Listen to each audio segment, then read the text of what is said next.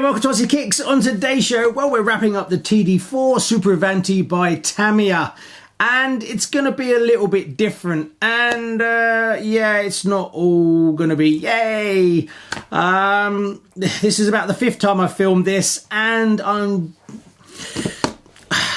having issues with this car. I really am, and struggling. Now, after spending hours and hours and hours on it, I kind of got to the end of the process and it's kind of bummed me out, really, which doesn't normally happen. Usually I kind of really like cars, or I get sort of no real, it's not for me, but it's fine. This one, I don't know, it's just really frustrating. And I think it's because I like so much of it and then I really hate some of it. So it's put me in this kind of like frustrated mood, and it's taken days to do this, to get this far. Now, normally what I would do is I would do the process of painting it up and masking it up and all that kind of stuff. But as you can see, it's finished and it's not stock at all either. I've been messing around with it.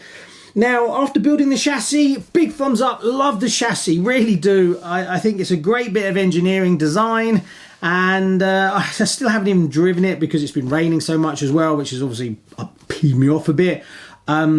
But I really like the chassis. I like working on it. I like it's different.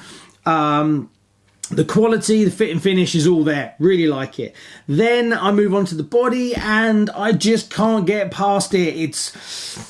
I thought when I saw the photographs personally that what happened is that the chassis gets designed and then you build a body on top of the chassis, and you have limitations, as in if the chassis is so wide, then obviously the body has to meet that and that kind of criteria, and that's where your limitations come from when you design it. But it turns out the chassis is actually quite sleek.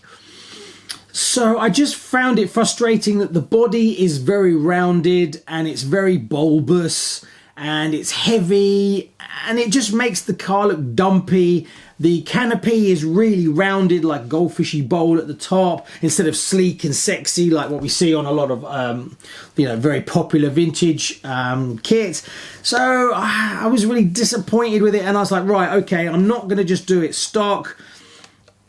I cut it out in stock form, and yeah, it just felt bulky. So I thought I will try and modify it myself to the best of my useless ability and try and make things a bit sleeker. So the first thing that was really stood out to me was this section of the body here. You can still see, even though I have chopped off lots of polycarbonate from the bottom, you still have this kind of sticky out feeling here.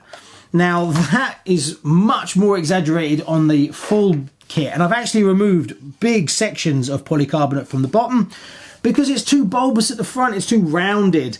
The actual chassis comes in quite thin. So that was the first thing I tried to address to make the car look more sleek, was to try and remove as much as possible. And the line that I've actually cut to is the line of the chassis as the chassis comes down, because the chassis pitches forward and down, which is really nice.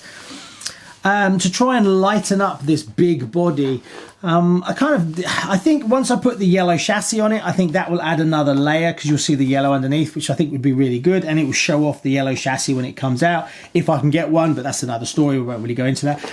As soon as they're available, if they become available, I will get one. Now that kind of streamlined the car a little bit and stretched it out, but I couldn't get past the top of the canopy. It's so bulbous. It needed to be much more sleek. So obviously there's nothing I could do about changing the actual bulbousness of it, apart from what I decided to do after spending hours thinking, should I really tempt this? But I thought, stuff it, I'm not happy with it. So I cut the canopy off to then set the swoopiness of the canopy by removing most of the bulbous section of it. Now, I think that worked to a point, as in the actual windscreen now is much sleeker, and it kind of follows the contour of the whole body, bringing it much lower. What helped is that the cockpit has that extra piece inside, and the roll hoop, and then the back section, which works well. The only issue that I like it, but I would love it to be perfect. Now, the only way you could get that perfect is if you actually stamped it out with a machine.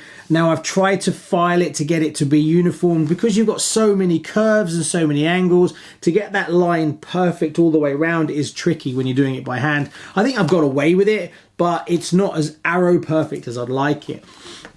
I do like this back section. I think that helped me get away with it because you can't see into it. It goes all the way down. And once you put the driver in, it will look and feel more like a proper cockpit. Obviously, if you're going to be driving it, that's never going to work because all the dirt and dust is just going to fly inside and it's going to make it a right mess. Again, same with cutting this here. It's going to help let dirt get through.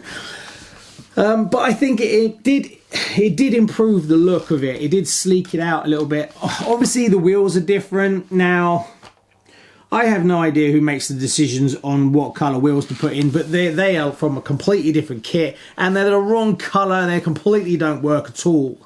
They're basically acid green colour, and then you've got all the yellow. They just totally don't work. So until we get aftermarket ones that are the correct colour, I just went with some wheels that I had. They kind of work. The black kind of calms down the car a bit with the amount of colour that's going on. And I kind of like the roady look. It kind of works, I guess.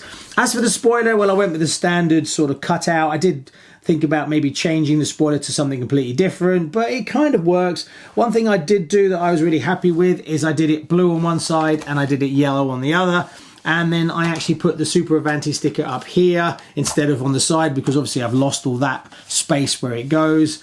But I think that kind of works. And then I just put the logo across the back, and I like that. That for me, I was really happy with. What else? I'm not too sold on the numbers. I needed something to add it, so I put some numbers on that I had left over, just to give it a little bit. But I'm, again, not sure whether I'll keep them or not from that point of view. So really, after spending many hours faffing around, changing little bits and pieces, I don't think I really made massive progress on improving it. But I think it is more streamlined in person. But when I take photographs of it, it doesn't really go wow, but in person it looks okay. Also, the yellow part that goes across here, I just think may added to its level of bulbousness, and I just couldn't keep it, so I had to take that out. Now, one thing I'd like to have done is actually smoke the canopy all the way around to really stretch it out, but because this blue section here actually double-sided tapes to the back of that, you would see it if you did that, or you'd have to leave that out. But because I just didn't like the way the canopy was so bulbous at this section, it was a sacrifice, just removing it. Removing that, I think, helped keep it sleek, but then you're left with these little bits where you would normally have something bolted into. So I kind of tried to hide it as best I can, but that would be nice to get rid of if possible. So I don't know. I think where my frustration really comes from is that I really like the chassis. I think it's a brilliant step forward for their design team, and the body just, for me personally, just really lets it down by being, you could put a really sexy body on this car for sure. And I hope someone out there with way better skills than me can actually come up with a better body that's more sleek and more sexy, that suits the chassis really. So that's kind of where we're at. Comment below, let me know what you think. Do you think I've ruined it? Do you think I improved it? I honestly don't know. I guess I'd have to put a stock one next to it to really make up my mind whether I actually improved it at all. Yeah, so there you go. We end on a bit of a bum note for me, really, with the TD4. I will run it for sure, but it's been raining non-stop, and the video is just taking so long as I've been fettling and playing around with it, removing things, adding things, changing it. But there you go. So, the TD4.